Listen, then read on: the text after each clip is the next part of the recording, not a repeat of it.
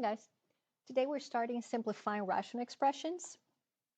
So there are a couple things that we need to start thinking about when we have a rational expression.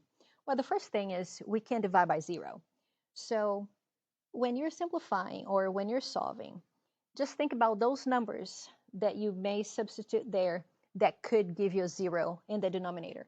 And those numbers are a big no-no, but I'll show you how to do that. So there's nothing I can do to simplify the numerator there. So x minus 1, that remains the same. Here, you're going to factor. So two numbers that multiply to negative 2, same two numbers that add up to positive 1. So I have positive 2 and negative 1. Okay. Now, if the numerator and denominator are the same, I can simplify that. Because when I divide the top and the bottom, and they're the same, I get 1. So now, after I simplify this, I have x plus 2 left over in the denominator. So, and I have the 1 left over right there on the numerator. Now, for you to be able to find out what goes there that you can replace x with and give you 0, you can set each of those two terms equal to 0 and solve. So you have x plus 2 equals 0. That will give you x equals negative 2. And the other one, you have x minus 1 equals 0, x equals 1. So if either of those two numbers you substitute there, that will give you a 0 in the denominator. So x could be anything except negative 2 and positive 1. All right, now we're going to fill out the table. So we're going to start at negative 3, just because. And it doesn't really matter which one you substitute that in. This one is the simplified version, so it's just easier to substitute in this one. So here I have 1 on top, and then I have negative 3 plus 2 is negative 1. So 1 over negative 1 is negative 1. And from the beginning, we said if x equals negative 2, we're going to end up with a 0 in the denominator right there. So if I substitute negative 1, so negative 1 plus 2 is positive 1. So 1 over 1 is just 1. If I put a 0 there, I have 1 over 2.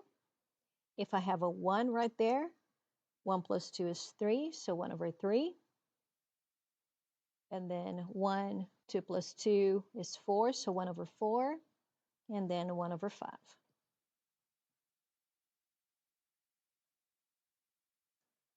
So if you get into the routine and getting into the habit of determining which ones you cannot have, that's a good thing. That way you don't forget that, that your denominator cannot be 0. So x plus 2 equals 0, that will give me that x cannot be negative 2. So let's go ahead and simplify the numerator here. That's a difference of squares. So x plus 2, x minus 2. And here I have x plus 2. Simplify. So my final answer here, simplified, is x minus 2. And you can choose to keep parentheses around it or not. But just remember, as long as x doesn't equal negative 2, you're good to go. Okay, this one, GCF right there is x. So I have x plus 8 over x squared. So now I have to simplify this. X divided by x squared. This simplifies. This drops 1. So I have x plus 8 over x.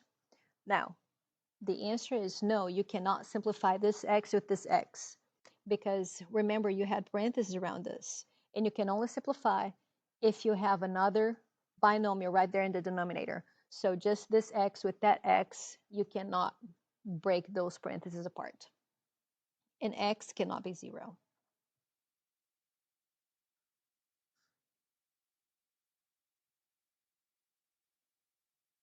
So factor this.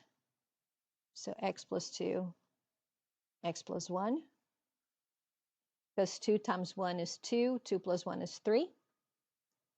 and then I have x minus 2. You know, sometimes you're going to have something that you cannot simplify, so just leave it alone. As long as x does not equal 2, you're good. Notice how fast you need to factor. You cannot waste time factoring. So x minus 3, x plus 2, x plus 1, x plus 2. And you know, let's say that you didn't think this through before writing it down, that's fine too. If you had written x plus 2, x plus 1, you would still be able to simplify that. As long as you have the numerator and denominator, even if they're not directly across on top of each other, that's fine too. You're still able to simplify that. X cannot be -2 or -1. So here you simplify, and then your final answer is x minus 3 over x plus 1. Sometimes you're going to see parentheses around this, and sometimes you will not. So, but either way, you just need to know that you cannot mark the x's off because it's all part of that, the parentheses right there.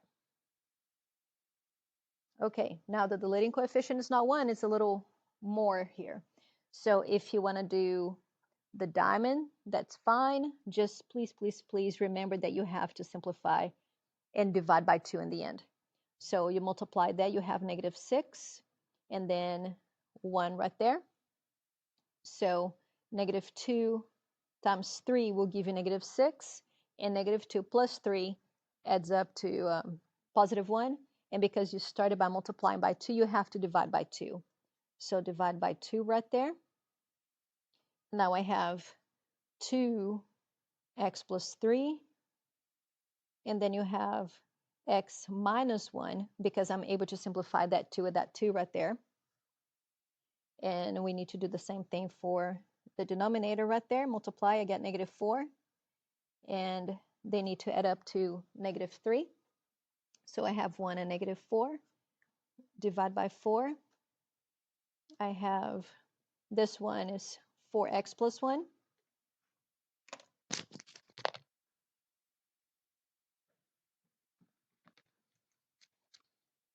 And I simplify this one, I get x minus 1.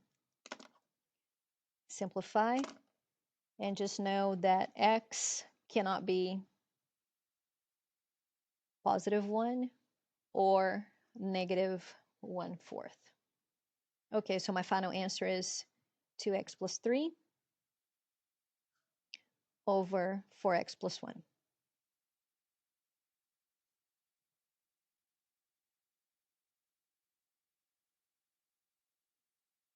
More factoring. So multiply to -6, add up to 5. So I have 6 and -1. Divide by 2. I can simplify this one and get 3. So right here I have x plus 3. And here I have 2x minus 1. This guy, GCF right there will be x. So I divide everybody by x here. I'm going to do this before I factor here on my diamond, because I cannot divide everybody by 3 here, but I can divide everybody by x. So I have 3x squared plus 11x plus 6. And this is what I'm using for my diamond right there. So they need to multiply to 18. They need to add up to 11. So that's easy. 9 and 2. Divide by 3. Simplify that one to x plus 3. Oh, there's an x right here. This is this one. And then 3x plus 2. All right, simplify these guys. So x cannot be, this one is 0. This one is -3. And this one is -2/3. Okay, after you simplify, your final answer will be 2x minus 1 over x 3x plus 2.